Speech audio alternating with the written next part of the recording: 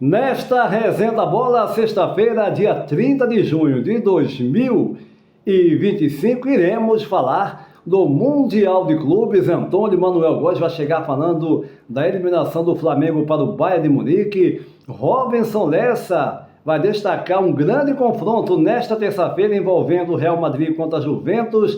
E Fernando César vai destacar a vitória do Fluminense sobre o vice-campeão da Champions. Terminou agora há pouco, quando íamos começar a gravação da nossa Resenha da Bola. Fluminense classificado para a próxima fase, 2-0 na Inter de Milão.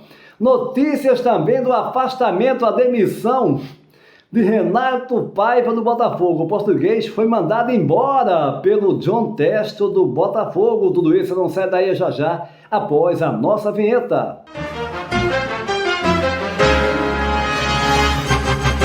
Iniciando mais uma Resenha da Bola, eu vou direto ao Rio de Janeiro porque Antônio Manuel Góes vai ser o primeiro a falar do Mundial de Clubes nos Estados Unidos. O Flamengo foi eliminado no final de semana para o Bayern de Munique, um jogo muito aguardado.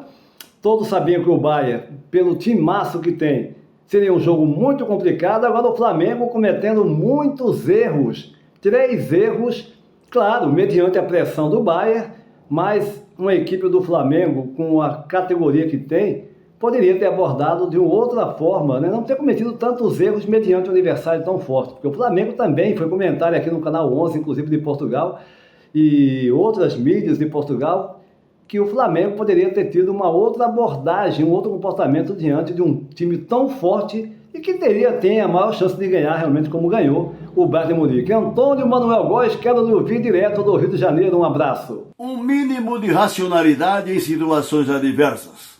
Em termos de paixão, no esporte ou fora dele, isso, convenhamos, é praticamente inviável.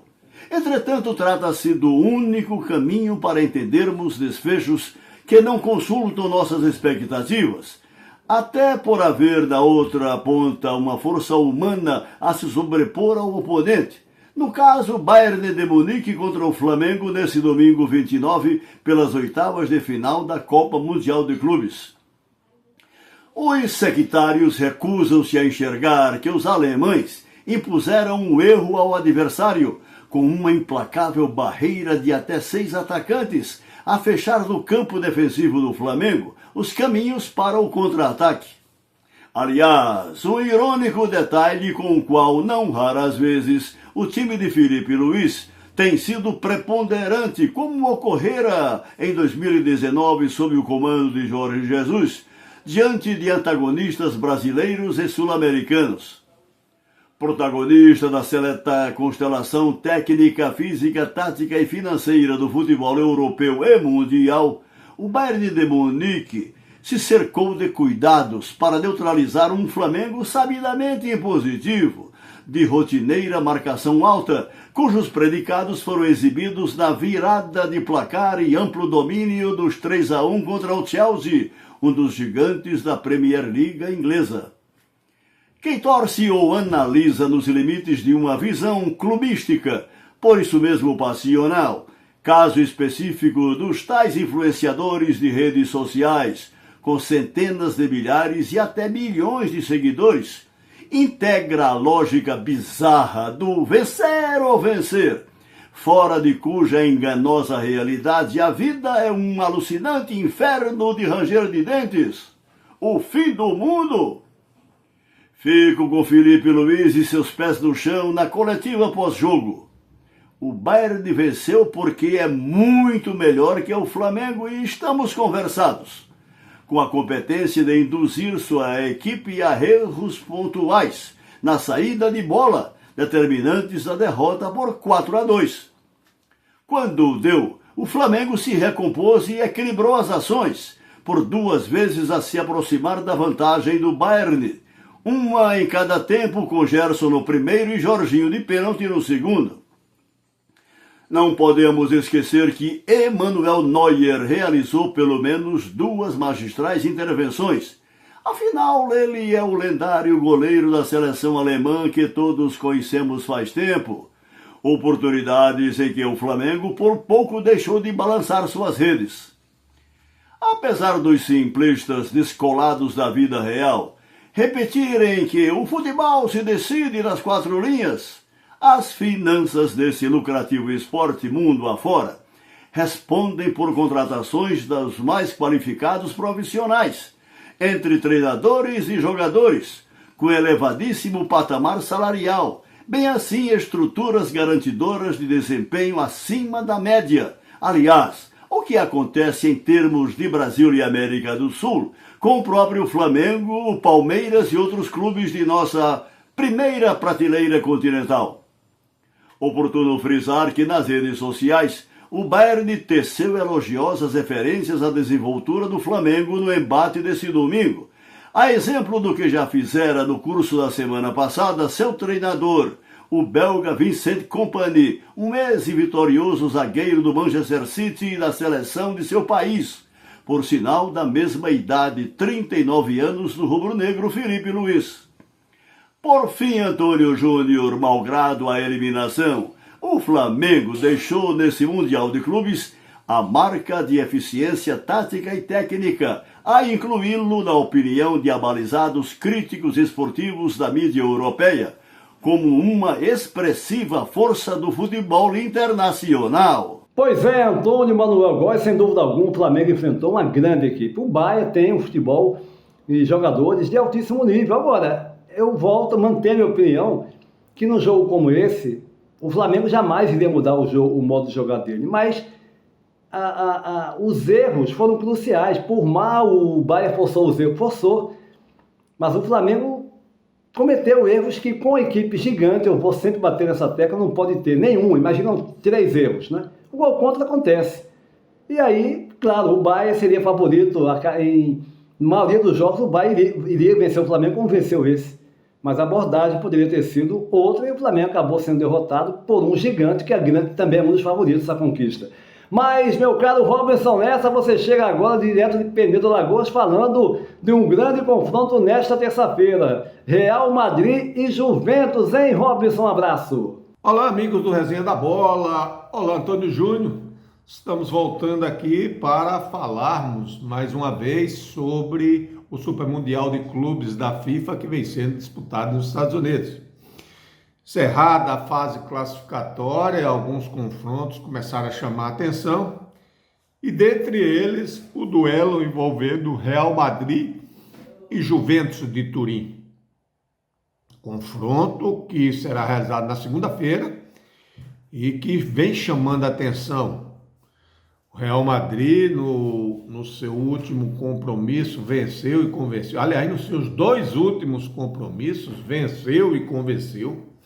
A equipe agora sob o comando do técnico Xabi Alonso vem dando mostras que começa a assimilar a proposta do novo comandante, e mesmo sem contar com o diferenciado atacante Kylian Mbappé, que até agora segue no DM sem condições, vítima de uma gastroenterite, mesmo assim a equipe madridista vem superando as adversidades e sabendo impor o seu melhor futebol.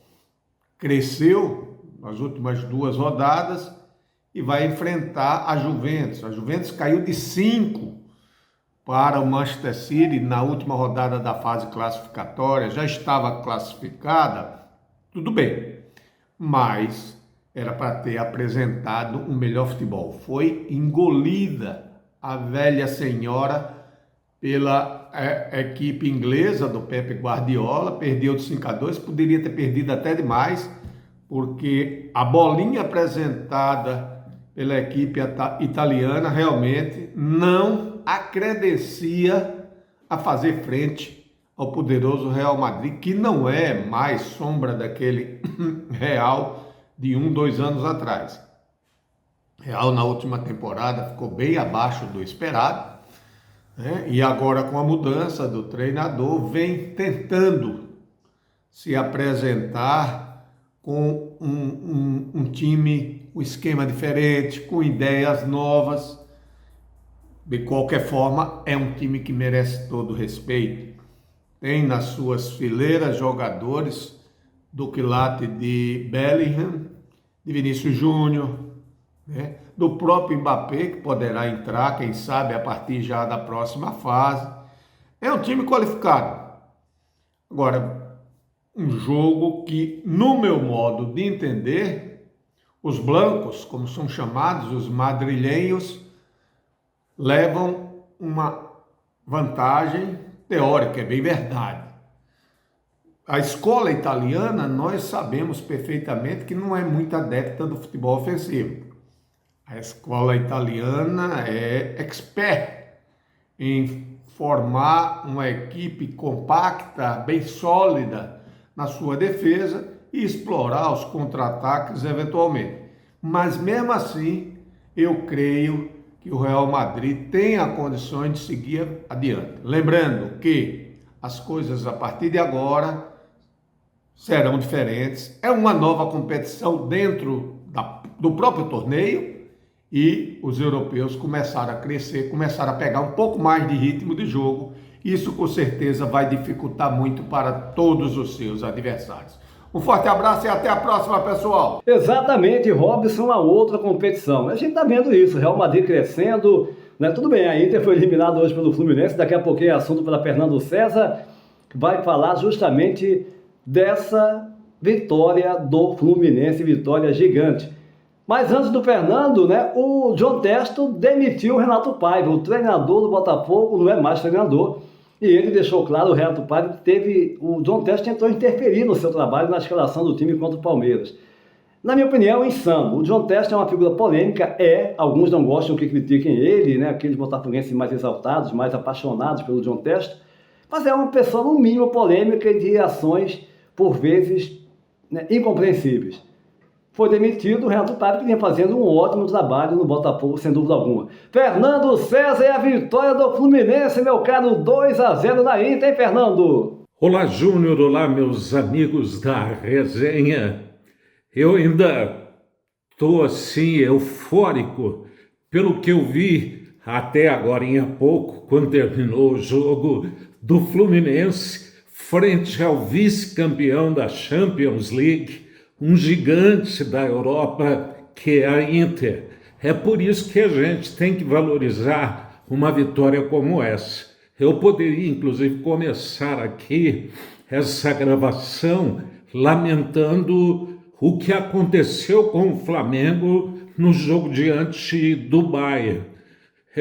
Foi um Flamengo, me desculpe o torcedor, um Flamengo irreconhecível, muito abaixo do que o Flamengo realmente pode jogar. Por exemplo, a começar pelo craque Arrascaeta, que realmente não conseguiu jogar.